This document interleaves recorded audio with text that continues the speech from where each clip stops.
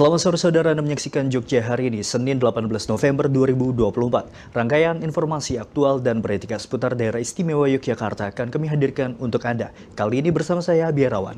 Dan saya, Normonovika. Saudara, sebelum kami awali Jogja hari ini, berikut kami hadirkan cuplikan berita utama kami. Pemerintah Republik Indonesia akan menuntaskan 259 pembangunan bendungan demi tercapainya program swasembada pangan 2028. Satu orang kritis karena luka serius setelah korban bersama kawan-kawannya menjadi korban pengeroyokan oleh sekelompok pengendara motor yang melintas di jalur lintas selatan Kabupaten Gunung Kidul.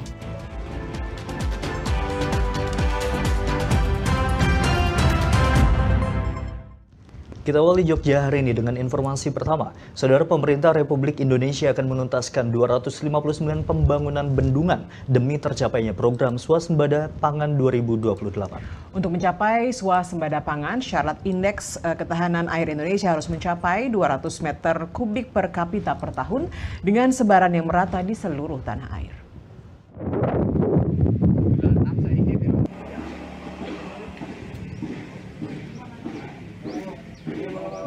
Hingga tahun 2014, pemerintah Republik Indonesia sudah membangun 187 bendungan dan akan menyelesaikan 61 bendungan pada periode 2015, 2024, 2025. Kementerian Pekerjaan Umum Republik Indonesia mempersiapkan 11 bendungan baru yang dibangun sejak 2021 dan tersebar di seluruh wilayah Indonesia, sehingga total 259 bendungan yang dibangun oleh pemerintah demi tercapainya program swasembada pangan 2028.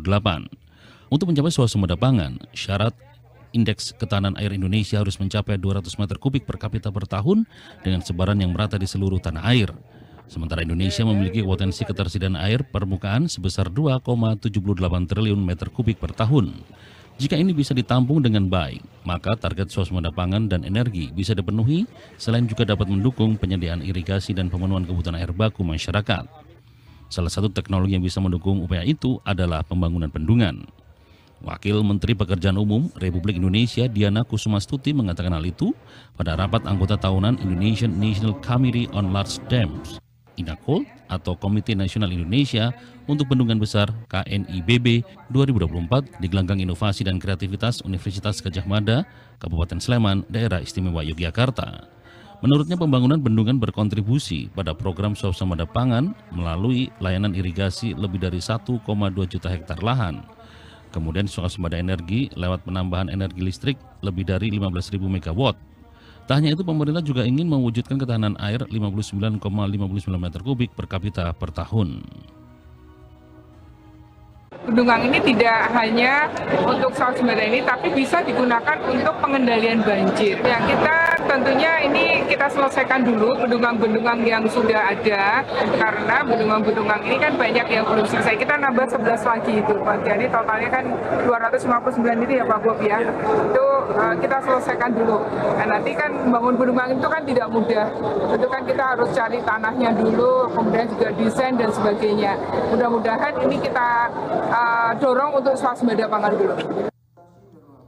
Pemerintah Republik Indonesia akan menyelesaikan 6 bendungan tahun ini. Keenamnya adalah Bendungan Kerto, Rukoh, Jelantah, Sidan, Meninting, dan Marangkayu. Nah, selain itu, pembangunan bendungan banyak dampak-dampak yang diperoleh, terutama menyangkut pertumbuhan ekonomi di wilayah sekitar. Kita tahu multiplier efek daripada pembangunan sebuah bendungan adalah dampak pariwisata lokal yang bisa bertumbuh, kemudian sektor-sektor real ekonomi di daerah tingkat kecamatan, kabupaten itu tumbuh. Sebelumnya, Presiden Republik Indonesia Prabowo Subianto berjanji membawa Indonesia mencapai swasembada pangan dalam 4 hingga 5 tahun ke depan. Presiden ke-8 itu menegaskan, Indonesia harus bisa memproduksi dan memenuhi kebutuhan pangan seluruh rakyat Indonesia. Prabowo mengaku sudah berbicara dengan banyak pakar terkait target swasembada pangan itu.